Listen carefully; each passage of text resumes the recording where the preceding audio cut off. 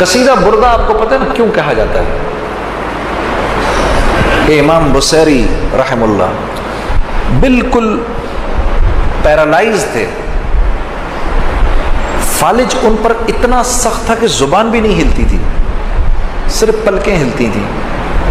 اپنے سینے میں 154 اشعار لکھے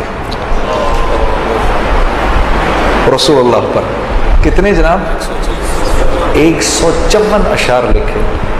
تو ایک دن خواب میں زیارت ہو گئی، پوچھا کیا عبداللہ کیا حال ہے؟ یا رسول اللہ میں تو ہل بھی نہیں سکتا۔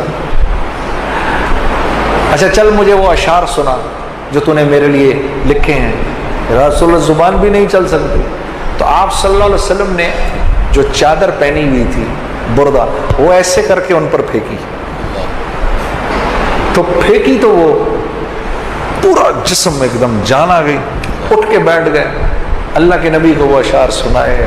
اللہ کے نبی صلی اللہ علیہ وسلم آنکھیں بند سنتے رہے۔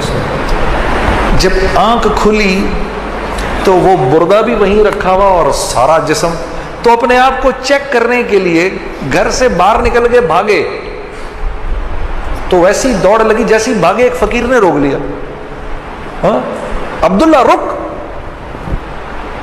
کہا کیا وہ اشعار ذرا دوبارہ سنا دے۔ کہا تجھے کیسے پتا؟ کہا جب اللہ کے نبی کو تو سنا رہا تھا میں بھی ساتھ میں کھڑا سن رہا تھا۔ تو ہمیں اس کو پڑھنا چاہیے، یہ اس کا تعلق کسی خاص فرقے سے نہیں ہے۔ ہاں آپ پڑھو گے نہیں تو پھر وہ آپ کا رہے گا نہیں۔